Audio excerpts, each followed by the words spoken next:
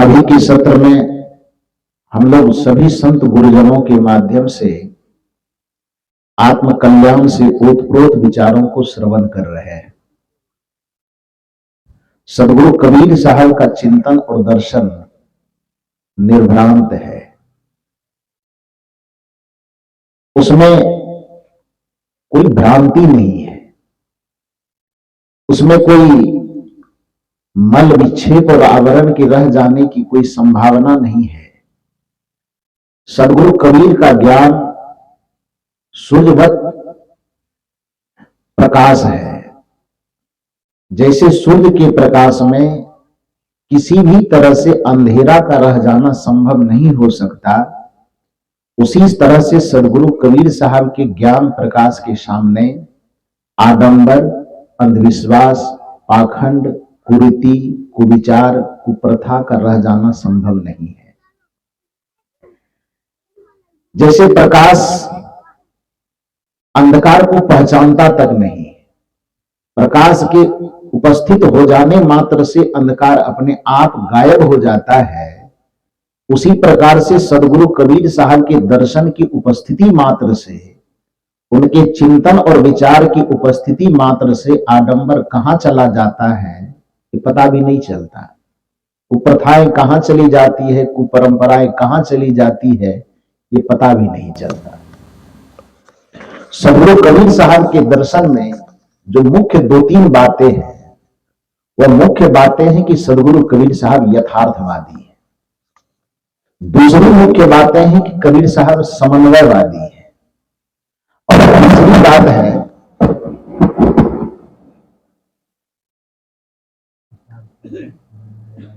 और तीसरी बात है कि सदगुरु कबीर साहब इस धरती तल को मानवतावाद का संदेश देने वाले हैं, पुरुषार्थवाद का संदेश देने वाले हैं। सदगुरु कबीर साहब के दर्शन में ये दो तीन बातें प्रमुख रूप से आती हैं कि सबसे पहले सदगुरु कबीर साहब यथार्थवादी हैं। वो इस संसार में जगत की जो भी वस्तु, स्थिति, घटना, परिघटना को देखते हैं, बिना लाग लपेट के ज्यों के त्यों लोगों को कह देते हैं। वो कुछ छुपा करके नहीं रखते हैं, दूसरे की मुंहपोछी बात वह नहीं करते हैं, वो ऊपर वाले भगवान की परवाह नहीं करते, बल्कि नीचे इस जमीन पर दिखने वाले स्त्री और पुरुष के रूप में, प्राणी के रूप में जो परमेश्वर दिखता है, उस परमेश्वर का कल्याण और त्राण किस माध्यम से हो सकता है, उस संबंध में वो बात करते हैं। परमेश्वर के रूप में वो मिट्टी, पत्थर, पानी, पहाड़ नहीं देखते, बल्कि परमेश्वर के रूप में वो प्राणियों को देखते, चैतन्य को देखते। कुछ लोगों का प्रश्न होता है, क्या कबीर साहब भगवान नहीं मानते? बिल्कुल मानते हैं, लेकिन कबीर साहब के मानने का दृष्टिकोण अलग है। यह बिल्कुल नहीं कहा जा सकता कि कबीर साहब भगवान नहीं मानते, ईश्वर नहीं मानते, परमात्मा नहीं मानते। कबीर साहब भगवान, ईश्वर, परमात्मा, देवी देवता सब मानते हैं, लेकिन हां, वहां नहीं मानते जहां पर अधिकांश लोग मानते हैं। अब कोई व्यक्ति ईटा खड़ा करके सिंदूर का 5 लेप लगा दिया, थोड़ा सा चंदन लगा दिया, टीका लगा दिया और कह दिया कि वही भगवान है। कबीर साहब कहते हैं, भैया मैं यथार्थवादी हूं, मुझे दिखाई दे रहा है कि वो ईटा है, वो पत्थर है, वो बांस का खूंटा है, तुम मुझे विवश कर नहीं कर सकते। मुझे दिखाई दे रहा है कुछ और तुम कहते हो देखो कुछ और, मैं कुछ और नहीं देख सकता। जो दिखाई दे रहा है वही मैं कहूंगा। कुछ लोगों ने कहा नहीं, धर्म के मार्ग में चलता है कि मानो तो देव न तो पत्थर। मानने से पत्थर भी देवता हो सकता है। कबीर साहब कहते हैं कि मेरा यथार्थवादी चश्मा, मेरा यथार्थवादी दृष्टिकोण कहता है कि मानने से कुछ नहीं हो सकता। जो है वास्तविकता उसकी वही रहेगी। लगन का नहीं ऐसा होता है धर्म के जगत में, मानो तो देव न तो पत्थर। मान लो, विश्वास कर लो, भरोसा कर लो, तो पत्थर भी देवता हो सकता है। कबीर साहब ने कहा अच्छा कोई बात नहीं, इसका प्रयोग हम थोड़ी देर के बाद कर देंगे। तो जो पंडित बेचारा कबीर साहब से मनवाना चाह रहे थे कि मानो तो देव न तो पत्थर, कबीर साहब ने कहा कि ठीक है अभी मैं मानूंगा नहीं, लेकिन थोड़ी देर के बाद इस पर हम आपस में विचार करेंगे। और कबीर साहब थे बड़े तर्कवादी। जो कोई व्यक्ति उनकी वाणी से उनके तर्क को नहीं मानते थे तो सदगुरु कबीर साहब कुछ प्रयोग करके भी उसको दिखाते थे। तो जो कहा जा रहा था उनको कि मानो तो देव न तो पत्थर, कबीर साहब ने कहा कि अभी मैं झंझट भी नहीं करूंगा और मानूंगा भी नहीं, लेकिन कुछ देर के पश्चात इस पर हम लोग विचार करेंगे। और तब तक में कबीर साहब उसको समझाने के लिए अपने मन में एक नई योजना बना ली कि हमें करना क्या है।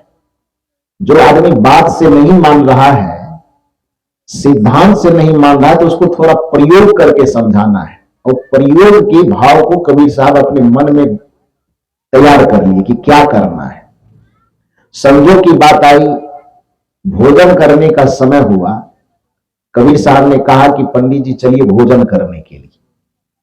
तो चले भोजन करने के लिए, सब साथ में बैठे। तो जितने साधु महात्मा थे या और जितने भी लोग थे, सबके थाली में जो दाल भात रोटी सब्जी जो कुछ भी बना होगा भोजन प्रसाद, सबके थाली में दिया गया। पंडित जी की भी थाली में दिया गया। उस संजोग से उसको कबीर साहब अपने बगल में ही आसन दे करके बैठवाए और सबको सब चीज परोस दिया गया। तो कहा कि पंडित जी के लिए स्पेशल चांदी की कटोरी में जो स्पेशल चीज है लेके आओ। तो उसी से को पहले कह करके रख दिए थे कि क्या करना है। उनके जो शिष्य थे कबीर साहब के, वो चांदी की कटोरी में, पंडित जी सोने की चांदी की कटोरी में मेरे लिए कुछ ला रहा है, तो उसका मन एकदम फूल गया कि वाह, कबीर साहब को लोग झूठ बदनाम करते हैं, तो मुझे इतना मानते हैं। और सचमुच में कबीर साहब पंडित का विरोध नहीं करते, पंडित पना का विरोध करते, ब्राह्मण का विरोध नहीं करते, ब्राह्मणवाद का विरोध करते, ब्राह्मणवाद के नाम पर फैला हुआ पाखंडवाद का वो विरोध करते। ब्राह्मण का, पंडित का कबीर साहब ने बड़ा आदर किया है। वस्तुतः ब्राह्मण का अर्थ होता था ब्रह्म जानती इति ब्रह्मणः, जो ब्रह्म को जानता हो उसे ब्राह्मण कहा जाता है। जिसकी बुद्धि प्रज्ञा शक्ति से परिपूर्ण हो चुकी हो उसको पंडित कहा जाता था। लेकिन कुछ लोगों ने उस ब्राह्मण को, उस पंडित को एक जाति के लिए, एक वर्ग के लिए, एक वर्ण के लिए उसको निर्धारित कर दिया, जबकि ऐसा नहीं था। जैसे आज इस भारतीय संविधान के तल पर आकर के कोई भी व्यक्ति जो पढ़ लिख करके डिग्री हासिल कर सकता है, वो प्रोफेसर, डॉक्टर, इंजीनियर, कलेक्टर बन सकता है। कलेक्टर बनने की कोई बिरादरी है क्या? जाति है? इंजीनियर बनने की कोई जाति है? वो योग्यता कोई भी साबित करे, पढ़े लिखे योग्यता साबित करे, और योग्यता साबित करने से कोई भी प्रोफेसर बन सकता है, कोई भी डॉक्टर बन सकता है, कोई भी इंजीनियर बन सकता है, कोई कलेक्टर बन सकता है।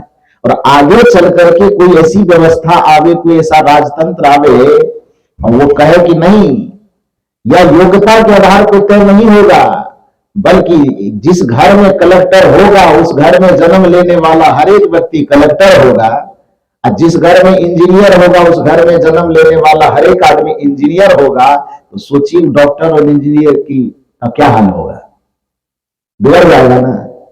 वस्तुतः doctor, engineer, professor, collector, SP, IG, DIG यह कोई वर्ग नहीं है, कोई वर्ण नहीं है, बल्कि व्यक्ति पढ़ करके, लिख करके अपनी क्षमता और योग्यता को साबित कर दे, तो चाहे वह किसी वर्ग में हो, किसी वर्ण में हो, किसी संप्रदाय में हो, किसी मजहब में हो, चाहे वह स्त्री हो कि चाहे पुरुष हो, अपनी योग्यता को साबित करके उस पद पर वह जाकर के बैठ सकता है। उसी प्रकार से एक जमाने में ऐसा समय था जिस समय में यदि कोई व्यक्ति ब्रह्म को जान ले तो चाहे वह किसी भी वर्ण का हो, किसी भी वर्ण का हो, वह ब्राह्मण कहलाता था, और जो अपने प्रज्ञा में स्थित हो जाए वह पंडित कहलाता था। लेकिन आगे चल करके चालाक लोगों ने रहने नहीं दिया।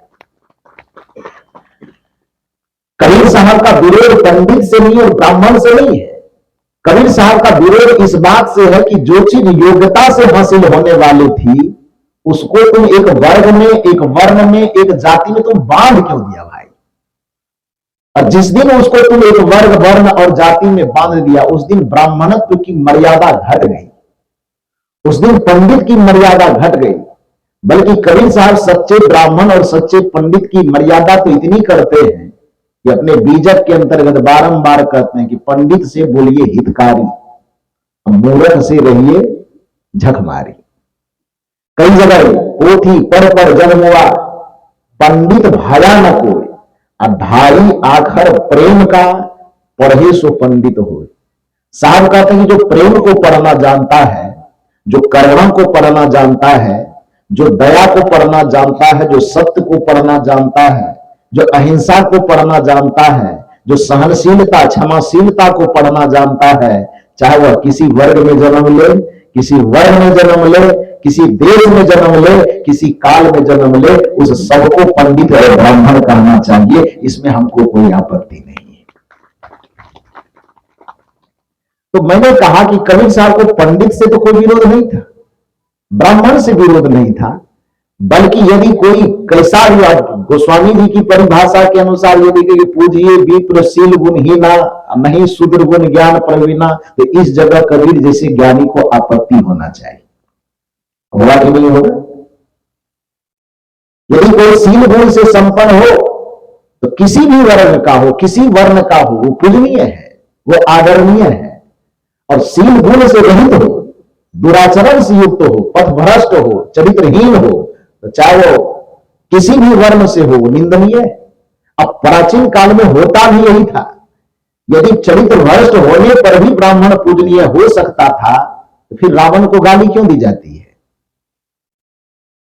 रावण को गाली नहीं दिया जाना चाहिए गोस्वामी जी के ही अनुसार, क्योंकि गोस्वामी जी कहते हैं यदि शील गुण से भ्रष्ट भी हो कोई, यदि वह ब्राह्मण है तो पूजनीय है, तो फिर रावण कौन है? ब्राह्मण है ना वो, उच्च कुल पुलस्त के नाती है ना वो। गलती क्या होगी? हालांकि हम लोग जब साहित्य के अध्ययन करते तो जितनी बड़ी गलती रावण की बताई जाती है उतनी बड़ी गलती रावण की है नहीं। उससे बड़ी बड़ी भयंकर गलती करने वाले आपके देश में छिपे। अंतर इतना है कि आप कहावत है ना कि अपने दही को कोई खट्टा नहीं कहता है। रावण कहीं बाहर का था, श्रीलंका के रहने वाले, उस समय लंका कहलाता था, आज शायद श्रीलंका उसी को कहा जाता है। तो वहां के रहने वाले थे, तो उसकी छोटी सी गलती को भी आपने बड़ा चढ़ा करके दुनिया के सामने दिखाया। उसकी गलती को आप दिखा भी रहे, सबसे भयंकर गलती यह दिखा रहे कि उन्होंने माता सीता का अपहरण कर लिया। यही दिखाया जाता है ना शास्त्रों में। लेकिन उनकी मर्यादा भी यह है कि सीता मैया का हरण करने के बावजूद भी जो आदमी पंचवटी से उठा करके उसको लंका ले जा सकता है, उस व्यक्ति को इतना सामर्थ्य है कि उसको अपने घर में भी ले जा सकता है। ले जा सकता है कि नहीं? लेकिन वह अपने घर में न ले जा करके महिला संरक्षिकाओं के साथ समक्ष, महिला सेना के समक्ष उसको महिला सुरक्षा में कहां रखा गया? अशोक वाटिका में रखा गया। इसको रावण की मर्यादा कहेंगे कि नहीं कहेंगे? एक मर्यादा कहिएगा ना। हालांकि मैं कोई रावण का गुणगान नहीं कर, उसका प्रवक्ता नहीं हूं मैं लेकिन जब आप कोई फैसला कीजिएगा तो पक्ष और विपक्ष दोनों की उचित अनुचित बातों को देखिएगा कि नहीं देखिएगा। और उसी के जगह पर जिसको हम देवताओं का राजा कहते हैं, देवताओं के राजा का क्या नाम है?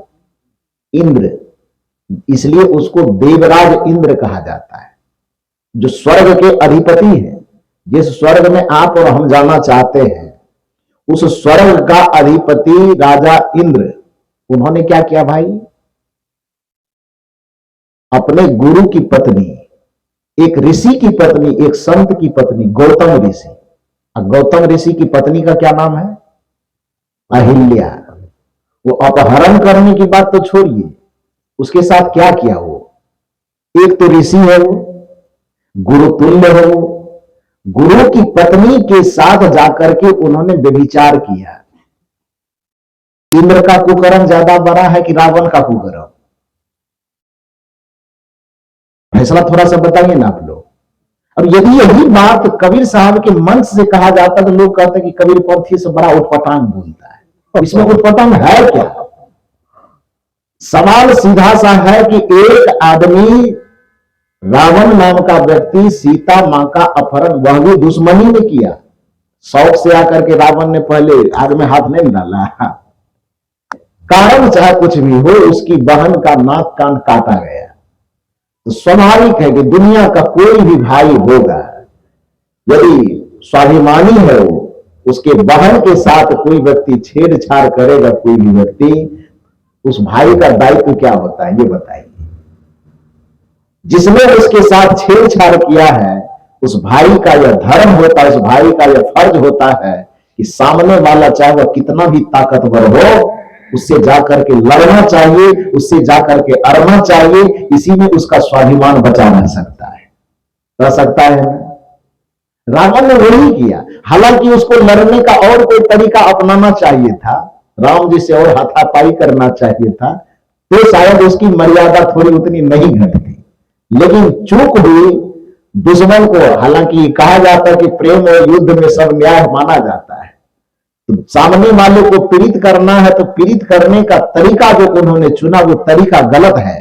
उन्हें सीता मैया का अपहरण नहीं करना चाहिए था, वह कर लिया, ठीक है।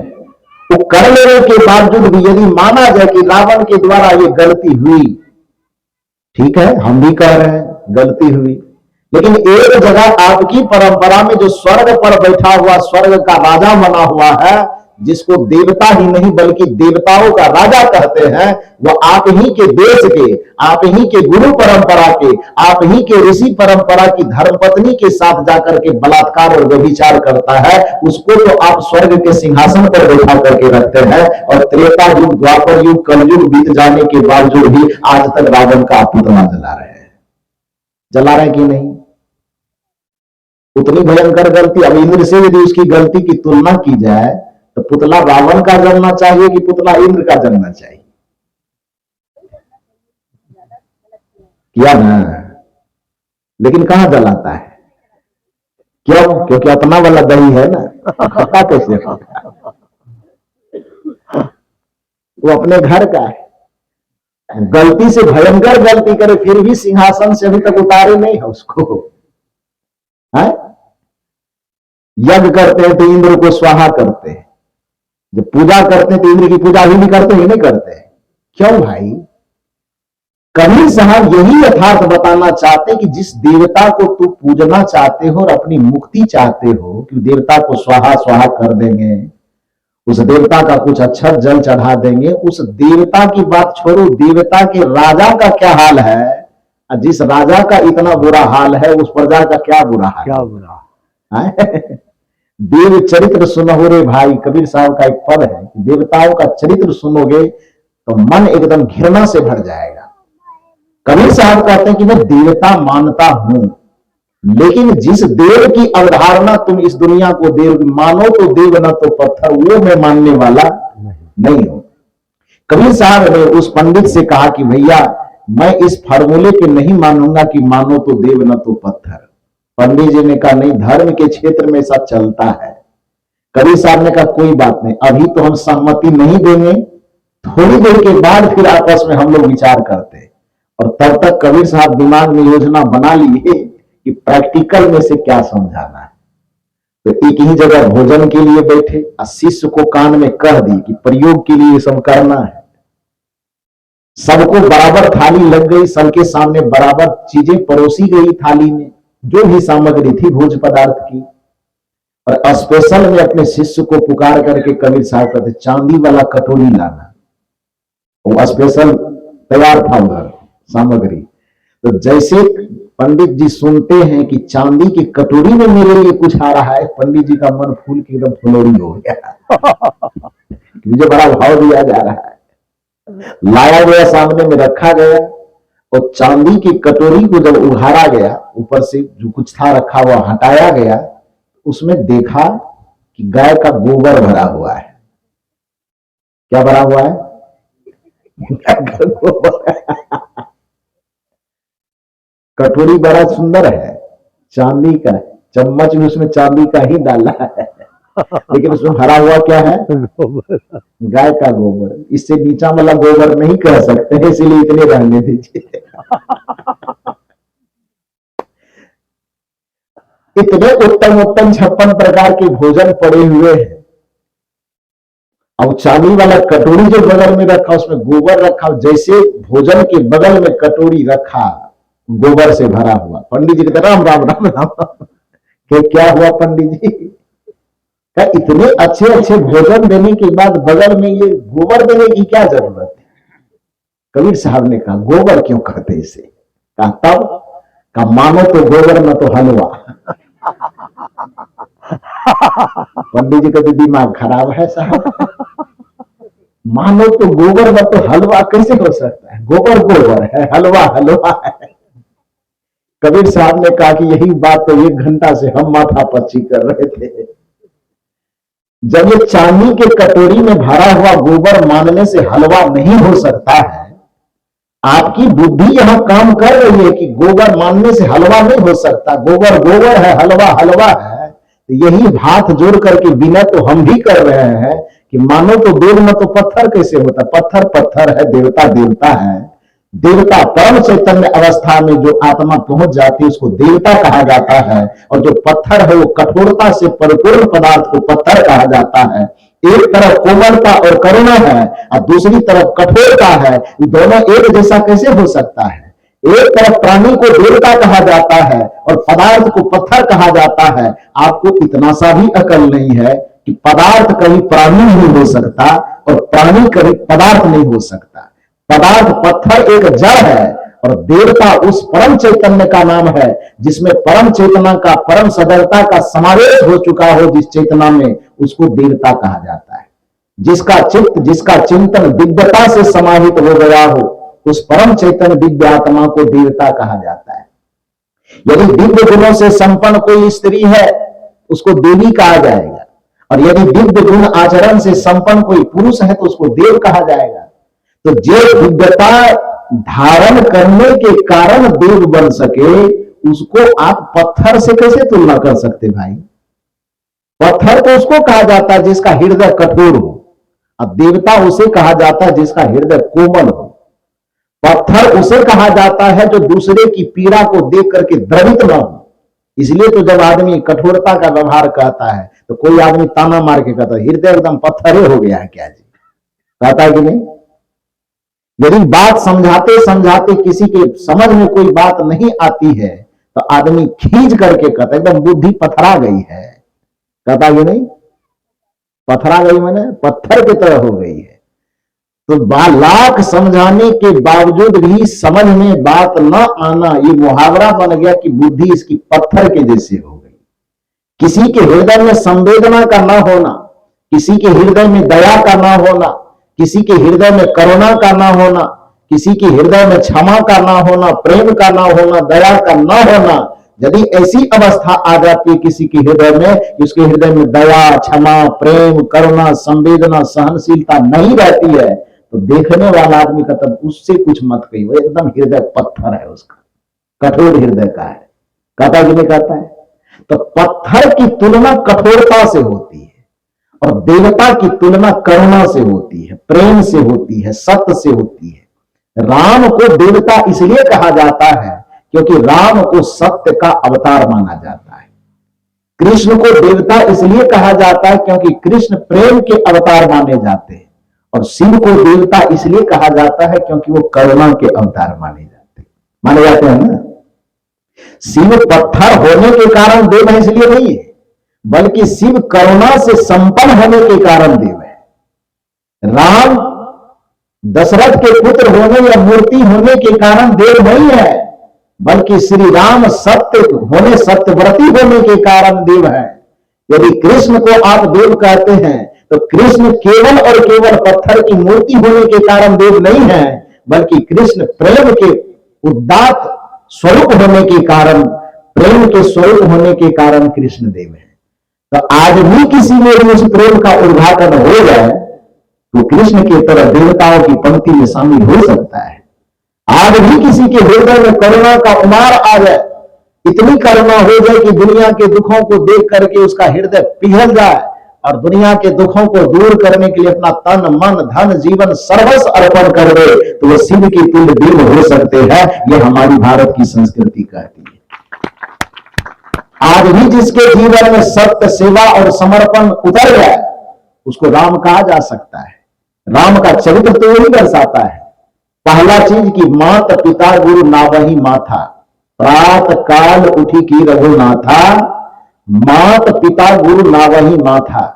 राम की मर्यादा राम होने के कारण नहीं है, बल्कि राम की मर्यादा इस मामले में है कि वो एक आदर्श पुत्र है। राम की मर्यादा इस मामले में है क्योंकि वो एक आदर्श शिष्य है।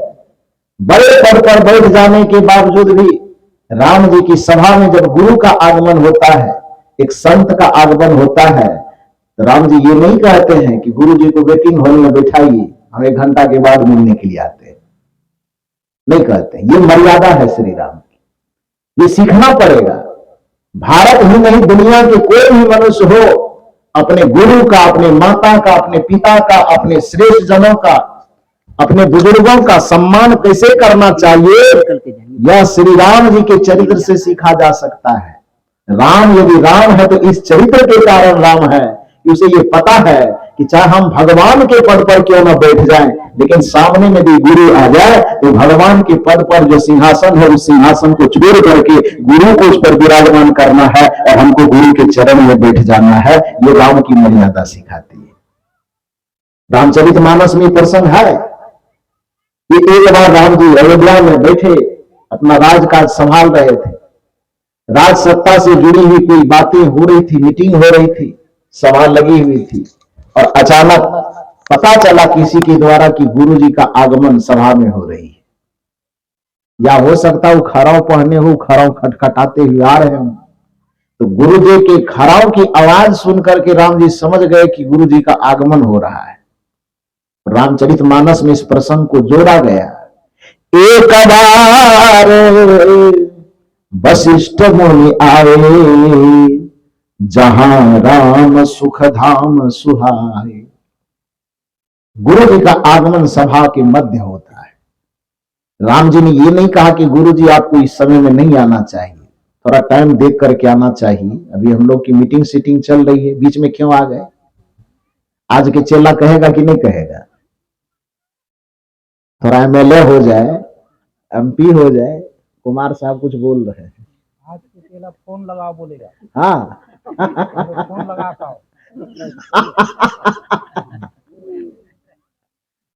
अपॉइंटमेंट पहले लेना होगा, सूचना दीजिए तब। तो सरपंच हो जाए, एमएलए हो जाए, एमपी हो जाए, यदि कहीं मुख्यमंत्री हो जाए तब तो बड़ा और मुश्किल है। राम जी के जीवन चरित्र से यह सीखना पड़ेगा। राम जी इसलिए देव है क्योंकि अपने चरित्र से दुनिया को कुछ सिखा सकते हो। राम इसलिए देव है क्योंकि अपने चरित्र से पुत्रों को सिखा सकते हैं कि बेटा कैसा होना चाहिए, शिष्य को सिखा सकते हैं कि शिष्य कैसा होना चाहिए। कोई मित्रता करना चाहता है तो उस मित्रता का वो प्रेरक है, बता सकते हैं कि मित्रता ऐसे निभाई जाती है। यदि अपने बड़ों के सामने खड़ा होना हो तो कैसे खड़ा होना है, ये राम जी से सीखा जा सकता है। तो राम यदि देव हैं तो इस कारण से नहीं है कि वो कोई पत्थर की मूर्ति है, बल्कि राम देव इसलिए है क्योंकि राम जी के अंदर बहुत सारे दिव्य चरित्रों का समावेश है। उसका हृदय कठोर नहीं है, बल्कि उनका हृदय करुणा से भरा हुआ है। तो राम जी सत्य के कारण देव है। इसलिए मैंने कहा कि शिष्यता से क्या सीखना है उनसे। तो एक बार वशिष्ठ मुनि आए, जहां राम सुख धाम सुहाए। पता चला कि गुरुदेव आ गए। सिंहासन छोड़ करके राम जी दौड़े जाते हैं और वशिष्ठ जी का हाथ पकड़ करके धीरे धीरे सिंहासन तक लाते हैं। गुरु जी को सिंहासन पर विराजमान करवाते हैं। हालांकि गुरुजी भी मर्यादा जानते थे कि उनकी कुर्सी है, नहीं बैठना चाहिए।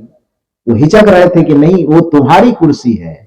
लेकिन श्री राम जी ने कहा, गुरुदेव ये बात सच है कि वो हमारी कुर्सी है, लेकिन ये कुर्सी मिला है किनके कर प्रताप से? आपके प्रताप से मिला है। इसलिए कुर्सी हमारी है, फिर भी यह आपकी है, क्योंकि हम ही आपके। क्योंकि नीति यह कहती है कि किसी व्यक्ति को बड़ा बनने में संकोच नहीं करना चाहिए, बड़ा बनना चाहिए। मानव जीवन का पुरुषार्थ है अपने यश को फैलाना, अपने प्रतिष्ठा कमाना, बड़ा होना, कोई बुरी बात नहीं है। लेकिन नीति कहती कि इतनी बात का ध्यान रखना चाहिए कि बड़ा होना आवश्यक है, बड़ा होना चाहिए, लेकिन उसके सामने कभी बड़ा नहीं होना चाहिए। जिसने आपको बड़ा बनाने में अपना हाथ लगाया है, उसके सामने कभी बड़ा नहीं होना चाहिए। बड़ा आपको किसने किसने बनाया है ये स्मरण तो आपको होगा, लेकिन मुख्य रूप से 3 तो ऐसा है जिसने हमें बड़ा बनाया है। हो सकता है 3 के अलावा 30 का भी योगदान हो सकता है, लेकिन प्रमुख रूप से 3 का योगदान तो अनिवार्य है। वह कौन कौन है? माता, पिता और गुरु। इसके अलावा किसी के जीवन में हो सकता है और 3 का योगदान हो सकता है 30 का योगदान हो सकता है 300 का योगदान हो, प्लस हो सकता है, लेकिन 3 के बाद ही प्लस होगा ना। माता, पिता और गुरु। एक भजन में हम लोग गाते हैं, सदगुरु आचार्य श्री धर्म स्वरूप साहब जी का एक पद है, भूल कर कुसंग में जाया न कीजिए, अश्लील ग्रंथ गाना गाया न कीजिए। उसी भजन में एक पंक्ति आती है, जिनसे जन्म मिला फिर सब ज्ञान जो दिए। जिसने आपको जन्म दिया है, माता और पिता, और जिनसे जीवन जीने की कला मिली है, सदगुरु और संत। जिनसे जन्म मिला फिर सद ज्ञान जो दिए, जिनसे जन्म मिला फिर सद ज्ञान जो दिए, उन माता पिता गुरु को भुलाया न कीजिए। उस माता को, पिता को और गुरु को कभी मत भुलाइए। तो यह नियम कहता है कि मनुष्य हम हैं तो हमें बड़ा होने में कोई दिक्कत थोड़े है। बड़ा होने के लिए, अपने आप को साबित करने के लिए धरती पर तो हम आए ही हैं। हम किसी की फोटोकॉपी होकर के नहीं आए हैं ना। ये बात अपने आप में अधूरी है कि हमको राम के जैसा होना है। राम राम है, हम हैं। कृष्ण क्या राम के जैसा हुए? यद्यपि कहा यह जाता है कि कृष्ण जो है वो राम का ही रूप है, दूसरा रूप है, लेकिन दूसरा रूप होने पर भी कृष्ण ने अपनी छवि अलग बनाई कि राम के जैसे बनाई? राम जी के जैसे नहीं बनाई ना। जब एक रूप है दोनों, कहा यह जाता अवतारवादी मान्यता के अनुसार कि अगले युग में जो राम थे वो दूसरे युग में कृष्ण बन करके आए। यदि आप यही की मान्यता है कि वो दोनों एक ही है लेकिन अलग अलग व्यक्ति बन करके आए, तो कृष्ण ने राम के व्यक्तित्व का अनुकरण किया कि अपना छवि अलग बनाया ना। तो हमको क्यों कहते हैं कि फलां के जैसे बन जाइए? हम क्यों बने राम के तरह? जब कृष्ण नहीं बने राम के तरह, जब कबीर नहीं बने राम के तरह, जब बुद्ध नहीं बने राम के तरह, जब महावीर नहीं बने राम के तरह, जब मीराबाई नहीं बनी राम के तरह, जब सहदेवाई नहीं बनी राम के तरह, पलटू दादू जगजीवन नहीं बने राम के तरह, बल्कि अपने व्यक्तित्व का, अपने चैतन्यता का विकास करके अपना इतना बड़ा बना कि वो राम से अलग एक अलग छवि और एक अलग अपनी पहचान बनाई। तो हम भी मनुष्य जीवन धारण करके आए हैं, तो किसी के आदर्श से प्रेरणा तो हमें लेना है, लेकिन अपने चेतना को इतना विकसित करना है कि हमें अपनी पहचान अलग बनानी है। हमें किसी के जैसा नहीं बनना चाहिए, किसी का फोटो कॉपी नहीं बनना है।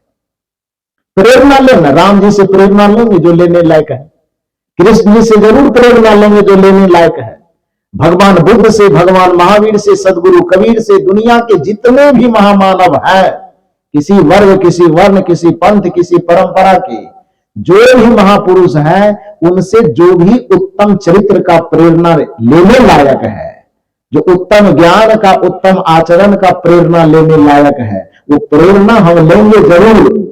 आदर के साथ लेंगे, सम्मान के साथ लेंगे, लेकिन हम अपने आप को किसी का फोटो कॉपी नहीं बनाएंगे। एक व्यक्तित्व लेकर के हम आए हैं, तो उस व्यक्तित्व को स्थापित करेंगे कि हम भी इस संसार में आए थे, हमारी भी एक पहचान है। तो राम जी ने अपनी पहचान मर्यादा के रूप में बनाई, कृष्ण जी ने अपनी पहचान प्रेम के रूप में बनाई, और भगवान शिव ने अपनी पहचान क्या बनाई? करुणा के रूप में बनाई। इसलिए कहा जाता है, भगवान शिव के लिए कहा जाता है कर्पूर गौरम कौन अवतारम? करुणा अवतारम। हालांकि लोग उसको गांजा अवतारम बना दिया है, चिलमा अवतारम। दुर्भाग्य है ये। देवता वो चीलम गांजा भांग के कारण नहीं है, देवता वो गले में नाग लपेटे रहने के कारण नहीं है, देवता वो है करुणावतार। उसका हृदय करुणा से इतना भरा हुआ है कि अपना रहने के लिए घर ना हो, फिर भी कहा जाता है कि दुनिया वालों को घर देता है। देता हो कि न देता हो उसी जी जाने, हम कभी लाइन में खड़ा होने गए नहीं है। हमको मिला नहीं तो हम कैसे बता रहे। लेकिन दुनिया वालों की मान्यता के अनुसार के लिए औढ़रदानी कहा जाता है, भोलेनाथ, जिसका कोई नाथ नहीं उसका नाथ।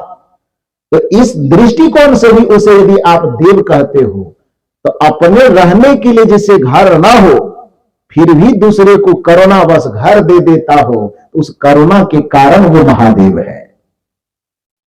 उसके हृदय में प्राणियों के प्रति दया है कि अपना वो भांग धतूरा खा ले, लेकिन दूसरे के उत्तम खाने की व्यवस्था करे। इस करुणा के कारण वह देवों के देव महादेव कहलाते हैं।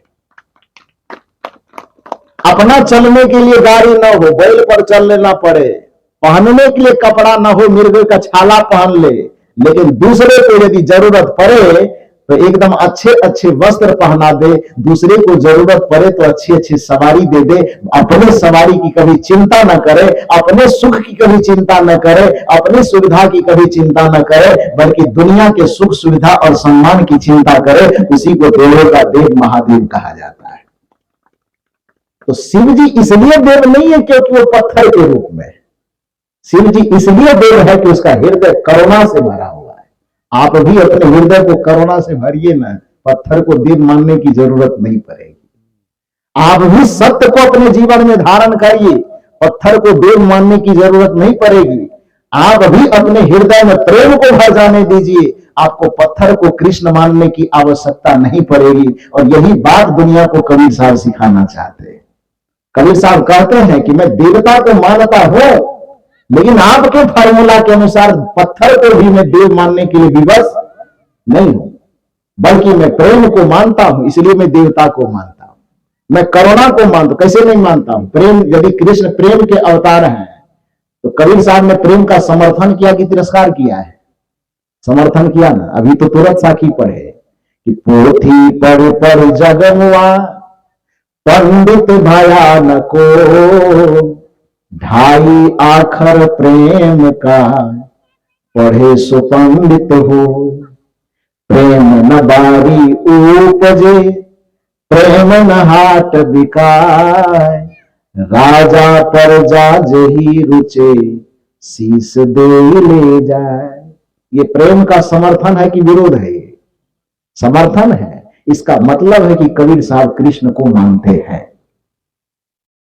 यदि सत्य के अवतार के रूप में भगवान श्री राम है, क्योंकि श्री राम सत्य के इतने बड़े पक्षधर हैं, वाल्मीकि रामायण के अंदर जब उनसे पूछा गया कि ईश्वर का प्रारूप क्या है, ईश्वर का स्वरूप क्या है, तो श्री राम ने ये नहीं कहा कि जो पत्थर है रामेश्वर में बैठा हुआ वो पत्थर भगवान है, बल्कि राम जी ने वाल्मीकि रामायण के अंतर्गत ईश्वर की परिभाषा देते हुए ईश्वर के स्वरूप को प्रकट करते हुए कहा है कि सत्य मेवेश्वरो लोके, सत्य धर्म सदाश्रिता, सत्य मूलानि सर्वाणि, सत्येन नास्ति परम पदम। अब कहिएगा कि ये चौपाई भी कबीर साहब बना दिए हैं। वाल्मीकि जी के रामायण को कबीर साहब ने नहीं लिखा है ना। राम जी का चरित्र लिखते लिखते, राम जी का जीवन दर्शन लिखते लिखते वाल्मीकि जी ने उसमें जवानी के मुख से ये कहलवाया है जब प्रश्न किया गया, प्रश्न उत्तर हुआ है कि ईश्वर का स्वरूप क्या है, ईश्वर किसे कहे, तो मानो तो देव न तो पत्थर वाले का दिमाग झनकेगा, इससे उसको सुनना चाहिए। श्री राम जी ने ईश्वर के स्वरूप को दर्शाते हुए वाल्मीकि रामायण के अंदर कहा कि सत्य मेवेश्वरो लोके सत्य धर्म सदाश्रिता सत्य मूलानि सर्वाणि सत्येन नास्ति परम पदम। इसका अर्थ क्या होता है? सत्य मेवेश्वरो लोके, थोड़ा संधि विच्छेद कीजिए, सत्यम ईश्वरो लोके बराबर सत्य मेवेश्वरो लोके।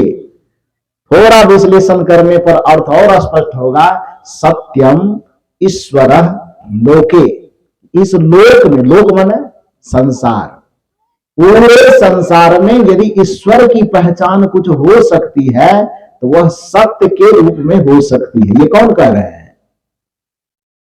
ये कबीर साहब केवल कह रहे हैं। कबीर साहब तो 600 वर्ष से पुकार करके कही नहीं कि सांच बराबर तप नहीं, झूठ बराबर पाप, जाके हृदय सांच है ताके हृदय आप।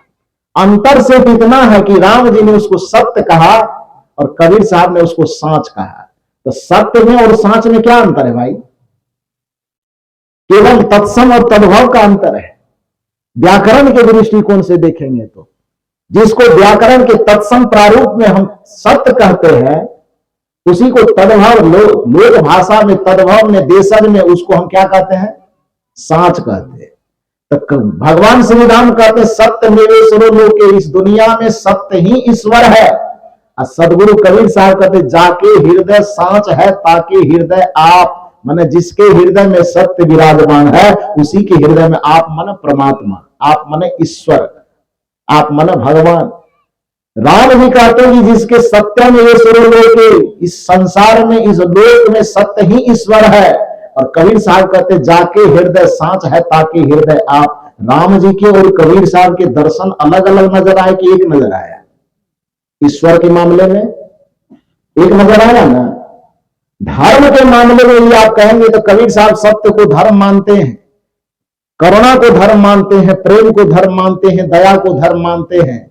इसलिए वो कहते हैं दया धर्म का मूल है। जहां दया तहां धर्म है, जहां लोभ तहां पाप, जहां क्रोध तहां काल है, और जहां क्षमा तहां आप। ये कबीर साहब का दर्शन है कि नहीं? श्री राम जी कहते हैं कि धर्म भी आश्रित है, तो किसके ऊपर आश्रित है? सत्य मूलानि सर्वाणि सत्य मेवेश्वरो लोके सत्य धर्म सदा श्रिता। सत्य पर ही सदैव सब धर्म क्या है? आश्रित है, आधारित है। सत्य न हो किसी धर्म के अंदर, प्रेम न हो किसी धर्म के अंदर, तो धर्म खोखला है। कबीर साहब का दर्शन यही कह रहा भैया। तुम कबीर साहब को राम के विरोधी सिद्ध करते हो, तुम कबीर साहब को सनातन के विरोधी सिद्ध करते हो। कबीर साहब नास्तिक और धर्म नहीं मानता है, भगवान नहीं मानता है, वो नहीं मानता, वो नहीं मानता। किस आधार पे सिद्ध करोगे भैया? कैसे सिद्ध करोगे? जो सदगुरु कबीर साहब कहते हैं कि दया धर्म का मूल है, अथवा ये कहते हैं कि जहां दया तहां धर्म है, जहां लोभ तहां पाप, जहां क्रोध तहां काल है, जहां क्षमा तहां आप, उसी जगह राम जी दर्शन लेकर के खड़े हैं। और वो कहते हैं कि सत्य धर्म सदाश्रिता है, कि जिस धर्म के आधार में, जिस धर्म के आश्रय में दया है, क्षमा है, प्रेम है, करुणा है, सहनशीलता है, सचमुच में उसी को धर्म कहा जा सकता है। यदि आपको लगता है कि संस्कृत में होने के नाते उसका मैं कुछ उल्टा पुल्टा अर्थ कर रहा हूं, तो थोड़ा गोस्वामी जी से भी पूछ लीजिए, जिन्होंने वाल्मीकि राम जी का हिंदी अवधि में अनुवाद किया है। गोस्वामी जी इसका अनुवाद क्या करते हैं? धर्म न दूसर सत्य समाना, आगम निगम पुराण बखाना। ये चौपाई हमने तो नहीं बनाई है ना, यह चौपाई कोई कबीरपंथी तो नहीं बनाया। ये चौपाई उसी राम जी को आदर्श मानने वाले गोस्वामी तुलसीदास जी ने लिखा, और उन्होंने कहा कि धर्म न दूसर सत्य समान। तो यदि जो देव पत्थर मानने वाले लोग हैं उनके अनुसार तो होना चाहिए कि धर्म न दूसर टीका समाना, धर्म न दूसर जटा समाना, धर्म न दूसर त्रिवेणी में डुबकी लगाना, धर्म न जूसा गंगा में पाप कटा लिखना चाहिए था, क्योंकि उसको तो कबीर साहब का नाम सुन करके नीम का काढ़ा उसको पीना पड़ता है। तो कबीर साहब का नाम सुनते ही लगता है कि उसके मुंह में कोई नीम का एकदम काढ़ा डाल दिया है। और कहते धूप तो निर्गुण वाला न है, इसीलिए कहता है गंगा नहाने से कुछ नहीं होगा, त्रिवेणी में डुबकी लगाने से कुछ नहीं होगा। मैं डुबकी लगाने का विरोध नहीं करता हूं, क्यों करेगा कोई विरोध। साहब जैसा बताए कि भागलपुर से मैं आता हूं, बिहार से, वो गंगा नदी के किनारे के आसपास ही अपना आश्रम है, और जरूरत पड़ती मौका लगता नदी में थोड़ा तैरना, खेलना, नहाना अच्छा लगता है। तो हम लोगों के आसपास में आप लोग तो गंगा जी थोड़ा यात्रा करके जाना पड़ता है, हमें तो यात्रा की भी जरूरत नहीं पड़ती है। तो गंगा में ऐसा नहीं कि नहाता नहीं हूं, नहाता हूं, लेकिन इस भाव के साथ नहीं नहाता हूं कि डुबकी मारेंगे तो पाप कट जाएगा। इस भाव के साथ नहाता हूं कि नदी है, बहता जल का स्रोत है, स्नान करना चाहिए। मनुष्य को कहा जाता है कि शरीर में कुछ न कुछ व्यायाम करना चाहिए, तो चाहे वो खेल करके करे, चाहे तैर करके करे, चाहे दौड़ करके करे, करना चाहिए ना। तो नल पे, चापा नल पे नहाएंगे, कुआं पे नहाएंगे तो क्या होगा, पानी गिरेगा, रगड़ेंगे। नदी उतना, गंगा जी जैसा नदी मिल जाए तो फिर क्या कहना है। तो उसमें नहाना कोई बुरी बात नहीं, हमारी देश की सभ्यता की संस्कृति की एक पवित्र नदी है। उस नदी में जाकर के जिस श्रद्धा भाव के साथ आप डुबकी लगाते हैं, भक्ति भाव के साथ डुबकी लगाते हैं, तो आपकी भावना का कदर है, आदरणीय है आपकी भावना। लेकिन इतना बात ध्यान रखिए कि इस भाव के साथ यदि आप डुबकी लगाने जाते हैं कि एक डुबकी मारेंगे और जन्म जन्म का पाप कट जाएगा, तो कबीर साहब कहते हैं कि तुम भ्रम में हो। पाप उस नदी में डुबकी लगाने से नहीं मिलेगा। हाँ, तुम्हारा पाप कर सकता है यदि कोई पीड़ित आत्मा है, कोई रोता हुआ आत्मा है, कोई दुख से, पीड़ा से तड़प रहा है, और उसके दुख और पीड़ा में जाकर के आप सहभागी बन करके उसके आंसू में भी आपने डुबकी लगा लिया और उसके आंसू को पोंछ दिया, उसके चेहरे पर मुस्कुराहट ला दी, तो आपके जन्म जन्म के पाप कर सकते हैं। यदि कोई भूखा आदमी है और आपके पास सामर्थ्य है, आप गंगा में डुबकी लगाए कि न लगाए, यदि उसके भूख में जाकर के अपनी डुबकी लगा दी और उसके भूख को दूर करने का आपने प्रयत्न कर दिया, तो समझ लो कि आपके जन्म जन्म के पाप कर सकते हैं। यदि कोई अभावग्रस्त व्यक्ति है, किसी भी कारण से लाचार है, विवश है, परेशान है, उलझन में फंसा हुआ है, और अपने सामर्थ्य के बदौलत जाकर के उसके पीड़ा में आपने डुबकी लगा दिया और उसके पीड़ा को दूर करने का अपने सामर्थ्य का प्रयोग कर दिया, तो आपके पाप कट सकते हैं। लेकिन प्यासे को तो हम पानी पिलाएंगे नहीं, जा करके हम कांवड़ में जल भरेंगे। यतीन्द्र साहब जी बड़ा सुंदर सुंदर टॉपिक डालते हैं आजकल, एक लोटा जल सब समस्या के हल। एक लोटा जल वहां पर चढ़ाने से आपके पाप का अंत हो कि ना हो, इसकी कोई गारंटी नहीं दी जा सकती। लेकिन यदि प्यास से तरफता हुआ कोई आदमी की बात तो छोड़ो, यदि कोई प्यास से तरफता गधा भी मिल जाता है और उसको भी पानी पिला करके आप उसकी प्यास बुझा देते हैं, तो आपके पाप कट जाएंगे, आपका जीवन का उद्धार हो सकता है। आदमी की बात तो बहुत दूर की बात होगी, एक कुत्ता भी प्यास से तरफ रहा है, उसको भी आपने पानी पिला करके उसके प्यास से उसको मुक्ति दिला दी, वो भगवान पर जल चढ़ाने से ज्यादा बेहतर। क्योंकि कबीर साहब के नजर में वो ये नहीं कहते कि मैं देवता नहीं मानता, बल्कि कबीर साहब ये कहते हैं कि कबीर जेते आत्मा तेते शालिग्राम। शालिग्राम कहो, शिवलिंग कहो, जो कहो बराबर है। कबीर जेते आत्मा तेते शालिग्राम। अब बोलनहारा पूजिए, वो ये नहीं कहते पूजा मत कीजिए। व्यर्थ कोई कहता कि कबीर साहब पूजा छोड़वाते, कबीर साहब कहते पूजिए, लेकिन कहां पूजिए, बोलनहारा पूजिए, पाहन से का काम। पाहन से क्या काम है? हाँ, उसका काम है, उसका उपयोग कीजिए। पत्थर पूजे हरी मिले तो मैं पूजूं पहाड़, इससे तो चक्की भली। उपयोग कीजिए ना, पत्थर का उपयोग है, उसको जल चढ़ाने में उसका क्यों उपयोग कर रहे हैं? चक्की बना करके उसका ऐसा उपयोग कीजिए कि आटा भी बना दे थोड़ा सा, उसी में उसकी धुलाई पोछाई हो जाए, बस हो गई पूजा। पत्थर पूजे हरी मिले तो मैं पूजूं पहाड़, मैं इससे तो चक्की भली जो पीस खाए संसार। साहब ये नहीं कहते कि देवता नहीं है, साहब ये भी नहीं कहते कि पूजा मत करो, बल्कि साहब के पूजा करने का स्थान और पूजा करने का दृष्टिकोण केवल अलग है। और कोई चीज किसी से भिन्न होने के कारण वह गलत नहीं होता है। जैसे एक बात मैं बताऊं, आपके और हमारे बीच में ये सब कैमरा लगा हुआ है, लगा है ना। आप बैठे हैं उधर से, हम लोग बैठे हैं इधर से। आप किस मुंह बैठे हुए हैं? आपकी दिशा क्या है बताइए? पूरब है वो, हम लोग तब तो पश्चिम है, पश्चिम मुख बैठे हुए हैं। हम दोनों एक जगह भले बैठे हैं, लेकिन हम दोनों के बैठने की दिशा अलग अलग है ना। आप पूरब मुंह बैठे हैं, हम पश्चिम मुंह बैठे हैं। हम दोनों के बीच में ये कैमरा लगा हुआ है।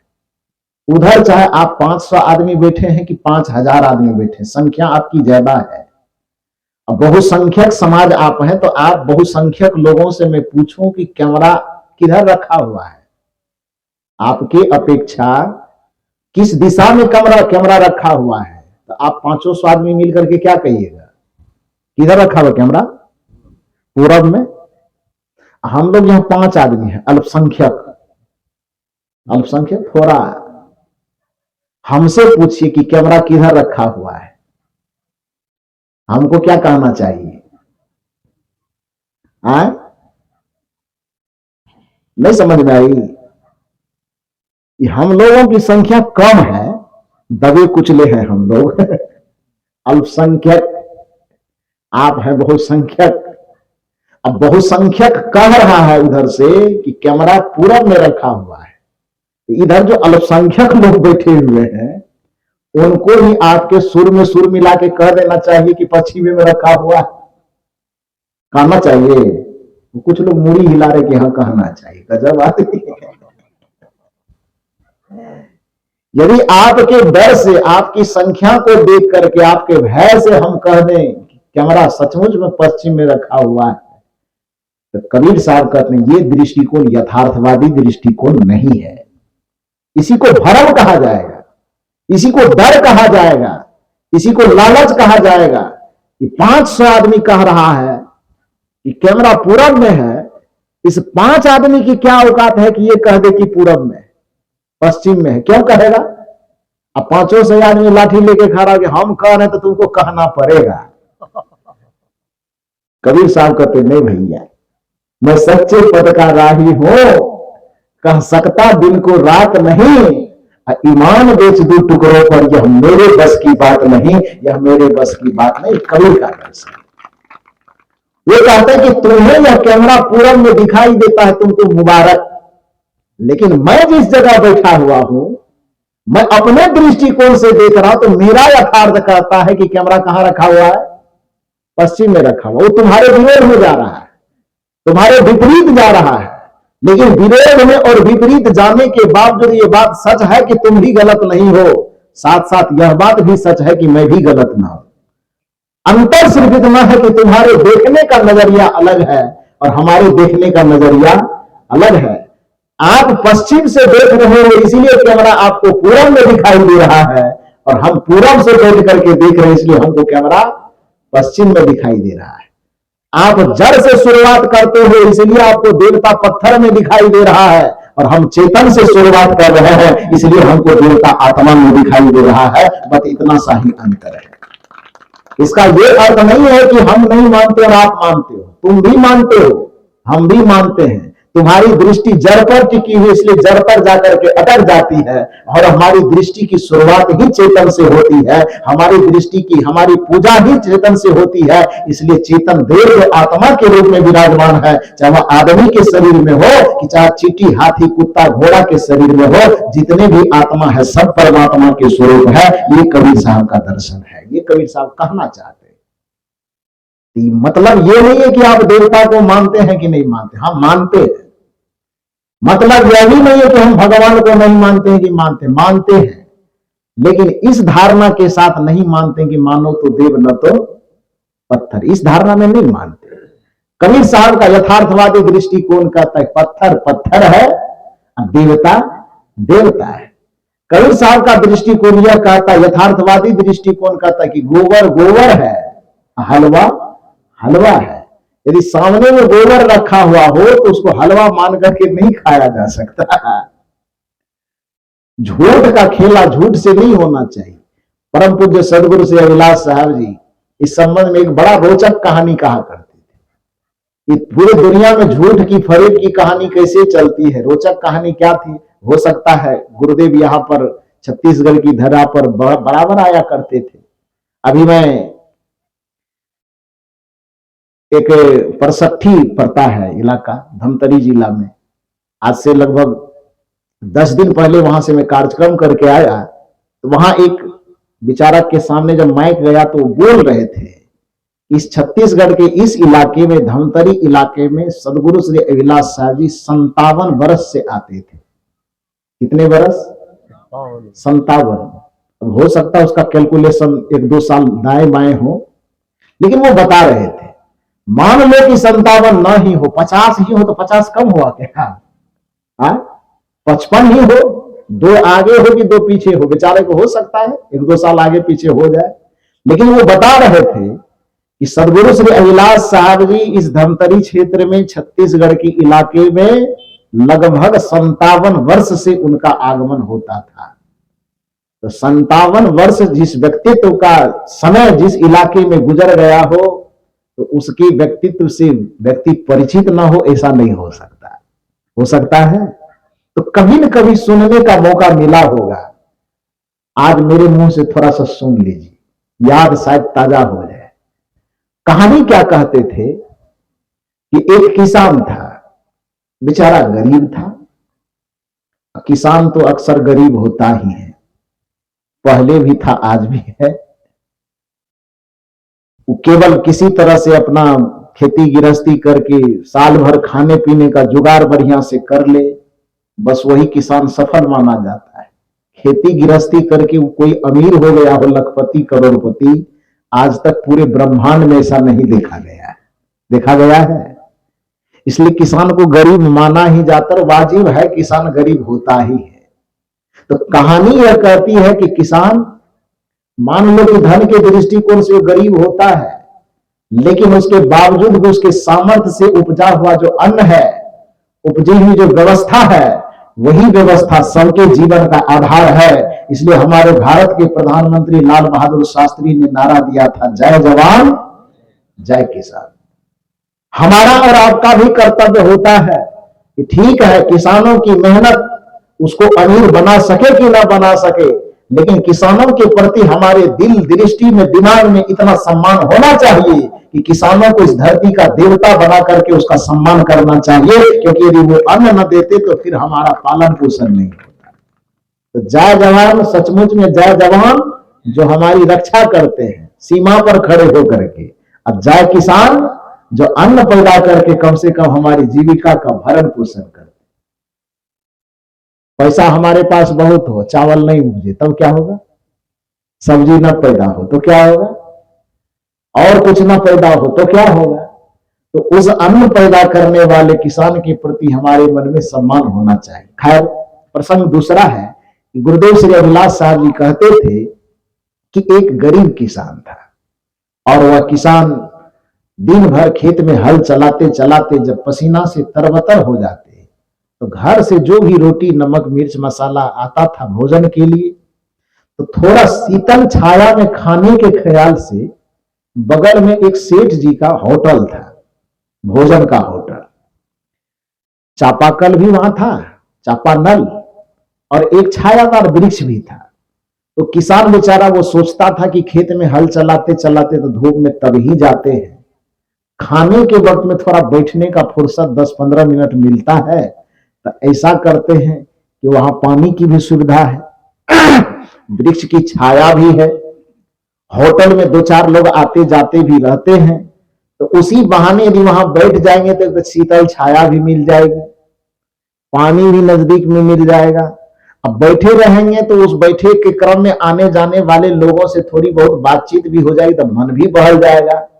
इस नाते से खेत में न खा करके और होटल के सामने जो वृक्ष था वहां एक बेंच लगी हुई थी, उसी पर आके बैठता, डेली खाता था।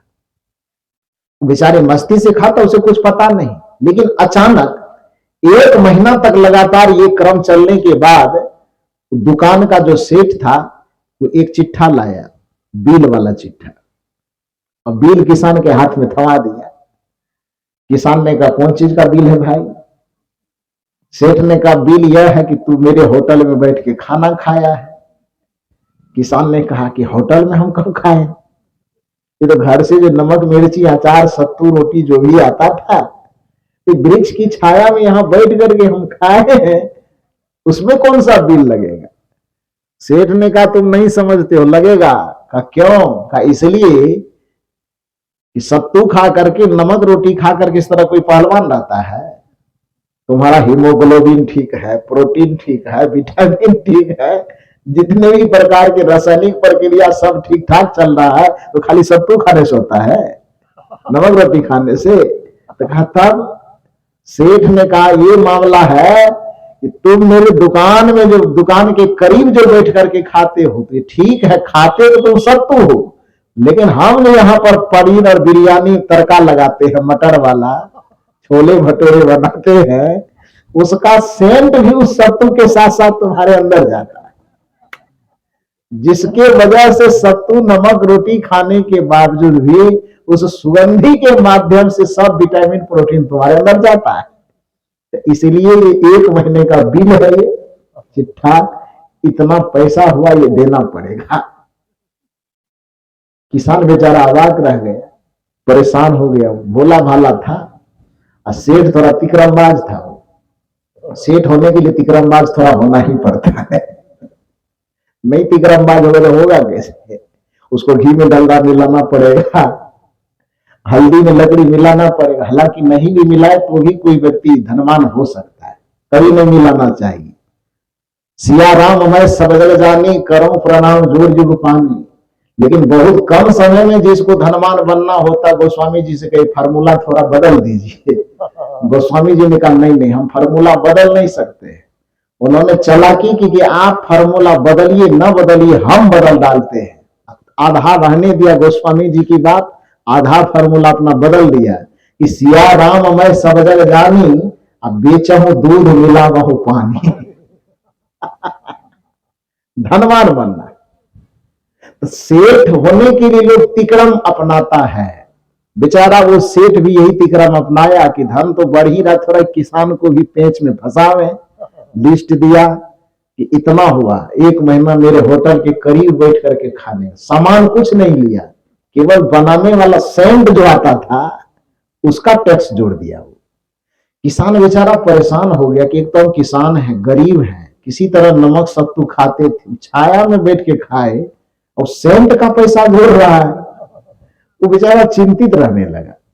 चिंतित रहते रहते रहते रहते अचानक सेठ खाता था, पैसा लाया, टाल देता था कि अच्छा देखेंगे, लेकिन चिंता में रहता था। संजोग से एक संत का दर्शन हुआ, यतीन्द्र साहब मिले होंगे उससे। तो जब एक संत से उनकी मुलाकात हुई, संत ने उससे पूछा कि भाई तुम्हारा चेहरा दिन प्रतिदिन गिरते क्यों जा रहा है? उन्होंने बताया कि मुझे पता नहीं कि मेरा शरीर क्यों गिर रहा है। कबीर साहब की बात याद रखिए, चिंता से चतुराई घटे, शोक से घटे शरीर, पाप से लक्ष्मी घटे, कह गए संत कबीर। चिंता जिसके अंदर होगी उसका चिंतन घटेगा, उसका शरीर घटेगा, उसके स्वास्थ्य घटेंगे, उसके जीवन की उन्नति और प्रगति घटेगी। इसलिए नियम यह कहता है, नीति यह कहती है, संत और गुरुजन कहते हैं कि कोई ऐसा काम न करो कि तुम्हारे दिल और दिमाग पर चिंता सवार हो जाए।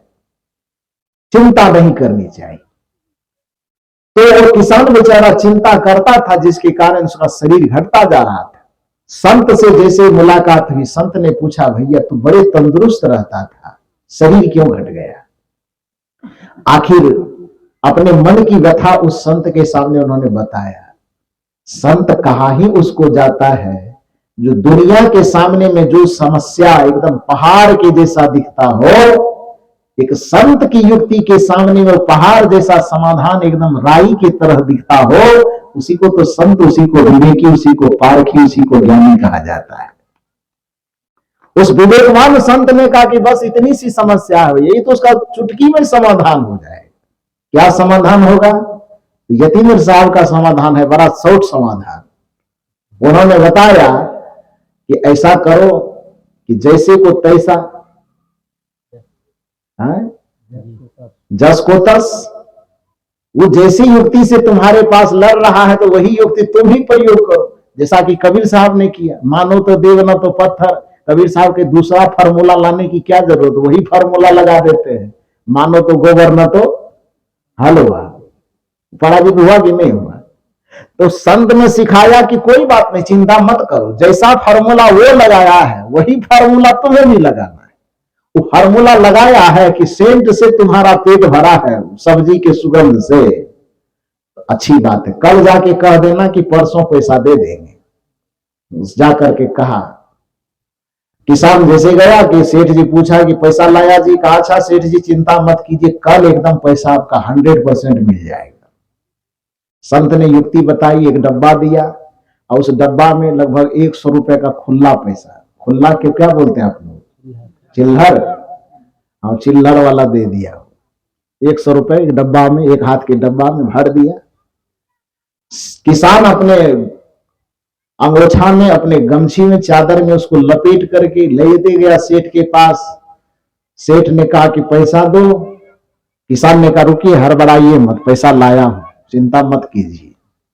गुरु की युक्ति जब किसी को मिल जाती है ना तो वो कमजोर नहीं रहता, वो पहलवान हो जाता है, होता है कि नहीं? उन्होंने कहा सेठ जी चिंता मत कीजिए, आज सचमुच में आपका पैसा हम देने वाले। सेठ ने कहा दीजिए। किसान ने कहा ठीक है, जो झोला में लेना है कि चादर में लेना, तो चादर फैलाइए। सेठ चादर फैलाया, किसान वो डब्बा जो पैसा भरा हुआ था वो लाया, कभी दाएं में, कभी बाएं में, कभी ई कान कभी यू कान के सामने पैसा झनझना रहा है, मैंने डब्बा को हिला रहा है। तो डब्बा को हिलाने से 10 मिनट जब हिलाते हिलाते हो गया, पैसा डाल ही नहीं रहा है, झनझन झनझन कर रहा है। तो सेठ ने पूछा अरे भैया दिमाग खराब हो गया है, कि क्या डब्बा हिला हिला के झनझन झनझन कर रहे हो, पैसा डालो। सेठ ने कहा पैसा दे ही तो रहा हूं, 1 महीना खाया हूं, तो कम से कम 30 घंटा भी तो झंझनाने दो। तुमसे 30 दिन खाया हूं तो हमसे कम से कम 30 घंटा कम से कम झंझनाने दो। अब 30 घंटा नहीं दे सकते तो 30 मिनट दे दो, आधा घंटा झंझनाने दो। तो बोला ये झंझनाने से क्या होगा? कहा पैसा चुकाना है, मैं चुका रहा हूं। सेठ ने कहा पैसा चुकाने का ये कौन सा तरीका है? किसान ने कहा कि तुम्हारे होटल में भोजन खाने का ये कौन सा तरीका है कि हम नमक सत्तू अपना खाए हैं, तुम्हारे सेंट का पैसा जब बन सकता है तो तुम्हारे सुगंध से जब हमारा पेट भर सकता है तो हमारे पैसे की झंझनाहट से तुम्हारा थैला क्यों नहीं भर सकता है? क्यों नहीं भरेगा? जैसे तो पैसा, यही जवाब है, मानो तो देव न तो पत्थर, मानो तो गोबर न तो हलवा। तुम्हारे सेंट से हमारा पेट भर सकता है तो हमारे भी पैसे की खनक से, हमारे भी पैसे की झंझनाहट से तुम्हारा थैला भर जाना चाहिए।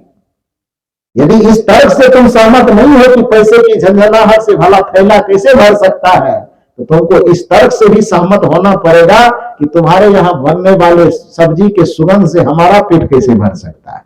यदि तुम इस तर्क से सहमत नहीं हो कि गोबर कभी हलवा नहीं हो सकता, तो हमारे भी इस तर्क से सहमत होना पड़ेगा कि देवता कभी पत्थर नहीं हो सकता। कबीर साहब का यथार्थवादी दृष्टिकोण यही है। वैसे 3-4 दृष्टिकोण की मैंने चर्चा की। यथार्थवादी है वो, समन्वयवादी है वो, स्पष्टवादी है वो, समतावादी है वो, पुरुषार्थवादी है वो। तो सब पर तो अभी विश्लेषण नहीं हो सकता, एक ही तथ्य पर विश्लेषण करने में ये समय हो गया। तो मैंने आपसे निवेदन किया कि कबीर साहब देवता के, भगवान के, ईश्वर के, परमात्मा के पूजा के विरोधी नहीं है, बल्कि उनके पूजा का दृष्टिकोण अलग है, उनकी ईश्वर की मान्यता का दृष्टिकोण अलग है। उनके परमात्मा का दृष्टिकोण अलग है, उनके देवता का दृष्टिकोण अलग है, उसके भगवान का दृष्टिकोण अलग है।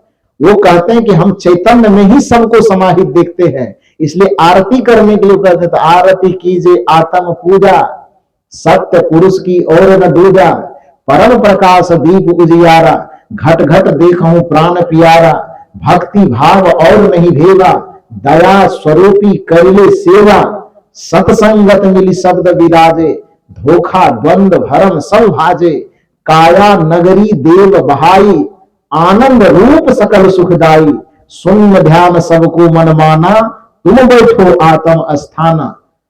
कहा ही कबीर सुनो नर नारी, कहा है कबीर यह रहनी संहारी, सदा आनंद रहे नर नारी। धरती के जितने नर नारी है, कबीर साहब कहते हैं कि इस आत्मा को केवल संभाल ले, आत्मचिंतन को कोई संभाल ले, आत्मा की रहनी और वृत्ति को कोई संभाल ले, तो कबीर साहब कहते हैं मैं गारंटी लेता हूं कि सदा आनंद रहे नर नारी। चाहे वो नर हो चाहे वो नारी हो, वो सदैव सदैव के लिए आनंदित रहेगा। तो आत्मा को आधार बना करके कबीर साहब ने अपना व्यापक दर्शन रखा। इसलिए कबीर साहब की दृष्टिकोण में करुणा से भरा हुआ हृदय ही देवता का हृदय, प्रेम से भरा हुआ हृदय ही देव